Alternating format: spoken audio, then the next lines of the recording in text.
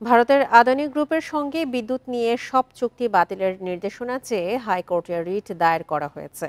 সকালে হাইকোর্টের জনস্বার্থে রিটটি করেন ব্যারিস্টার এম কাইয়ুম। বিচারপতি ফারাহ মাহবুব ও বিচারপতি দেবাশিস রায়চৌধুরীর হাইকোর্ট বেঞ্চে রিট আবেদনের শুনানি হওয়ার কথা রয়েছে। আওয়ামী লীগ সরকারের করা এই চুক্তিকে দেশের স্বার্থবিরোধী ও অসম বলে উল্লেখ করা হয়েছে এই রিটে।